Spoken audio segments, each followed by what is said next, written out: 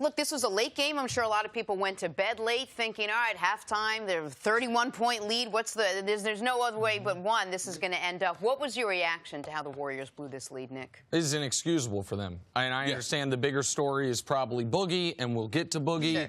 And Durant's continuing to have issues. We'll get to that. But most people, Jenna, not Nick Wright, myself, you had gone to bed earlier. Nick stayed up at least till halftime.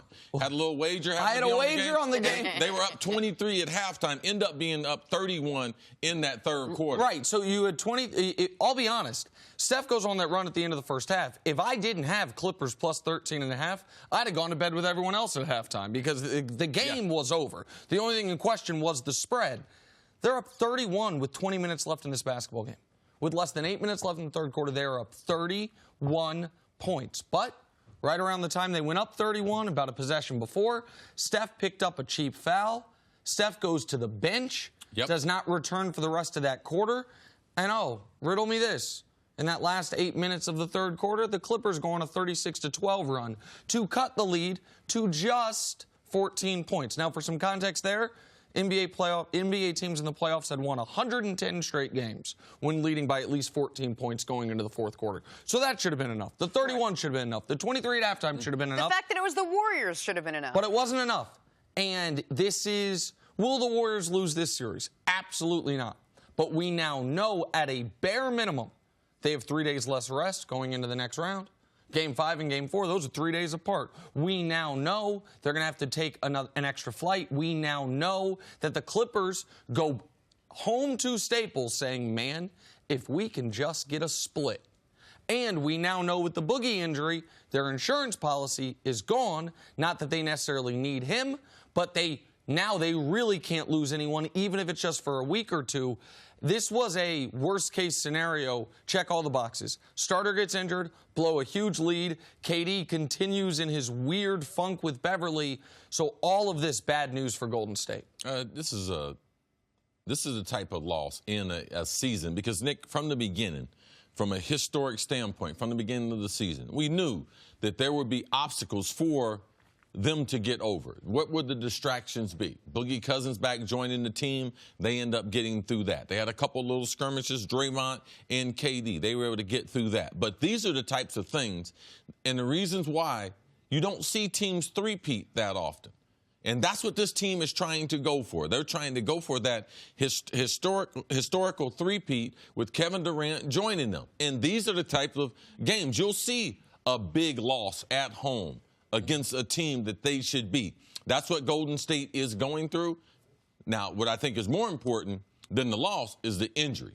Because you can recover from a playoff loss. We've seen teams that were favored in series be able to recover from a home loss. But Boogie Cousins, if he's done for the season, which I believe that he will be, what do they do then? Now, Andrew Bogut, when they signed him, they didn't sign him as a starter.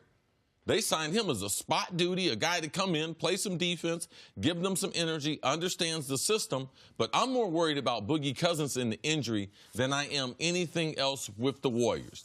Leading into the playoff series, they asked Draymond Green, who do you think is the biggest, who are you worried the most about? Ourselves. We can only defeat ourselves. Well, injuries, internal fighting, getting in KD's head. Those are the things that are currently going on. I think the NBA playoffs just got a lot more exciting last night with the Warriors losing and Boogie Cousins being injured. Is there something, Nick, aside from an insurance policy that you lose without Boogie Cousins? Well, yeah, you lose the ability to give Steph and KD simultaneous rest and run the offense through them. Like, that was the other benefit, was you were going to be able to play Steph and KD fewer minutes. Your offense wasn't going to go and die because Boogie was going, you were going to be able to give him his touches there. And this is, see, we talked about before the show, the looks of it is, I thought Barkley did a good job talking about it because he suffered a torn quad, and the still images where you see Boogie's thigh, this doesn't look like, as you've alluded to, Jenna, it doesn't look like it's just he's out for the series. It looks like he's going to be out for the next few months, which, of course, would knock him out for the postseason. Yeah, this is a huge injury because you talk about the rest part, but also how the Warriors want to play basketball. They want to be able to spread the court.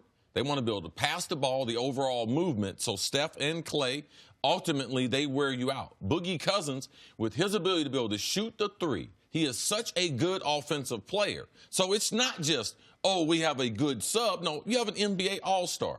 He can start on any team in the NBA. Boogie Cousins was going to be their insurance policy, and now that they've missed that, their offense will suffer because the team is made to have Boogie Cousins starting. Right. Well, go ahead.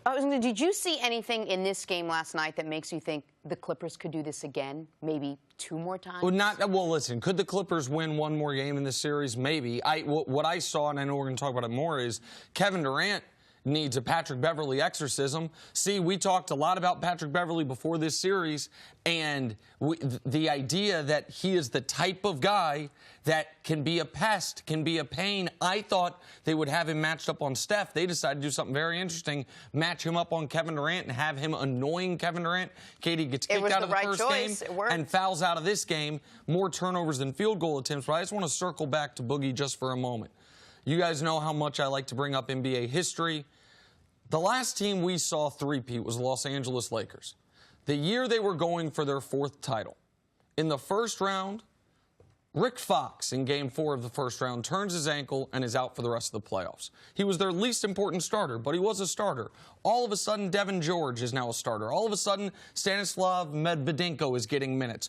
No, they still had Kobe. They still had Shaq. They're going to be fine. But they lost a starter in round 1. And in round 2, they played the team that was the most equipped to beat them in the entire playoffs, the San Antonio Spurs. And the Spurs took advantage of that. They took advantage of the lack of continuity within the team, that the guys were a little sick of each other. And they ended the Lakers' quest for a 4-peat in 6 games. In round 2, the Warriors are going to be facing the Houston Rockets. They're not going to have their fifth most important starter. They are going to have to elevate someone else to the starting lineup.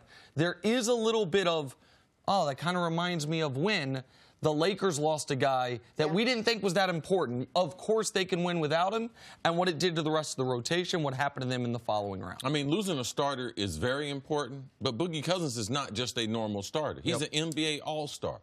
In quarters of games, in halves of games, in a complete game, you have someone who can take over the game. Rick Fox never had that ability. Now, when you start losing people that have been involved in your system, those role players, there's a reason why there are role players. Now, Kevon Looney had a tremendous game last night.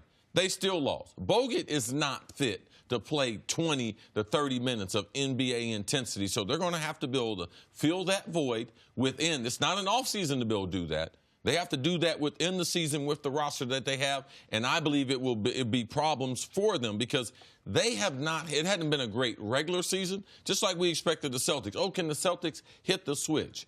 We thought the Warriors, because they're talent, they could hit the switch, and they're even having a hard time hitting that switch. And with that said, and the Boogie injury is the bigger story, if people didn't watch this game, if they went to bed, Boogie got hurt early in the first quarter. The Warriors were actually down by 1 when Boogie got hurt. Yep. They built the 31-point lead without him. The Boogie injury is the bigger story, but it is not an excuse for what happened yesterday. What happened yesterday was an inexcusable loss for a team and an inexplicable loss for the 2-time defending champs. All right, it does indeed make the Warriors at least a little bit more vulnerable. Thanks for watching. Subscribe here to get the latest from the show. Also, be sure to check out more of the best clips from First Things First, or go watch a few segments from our other shows on FS1.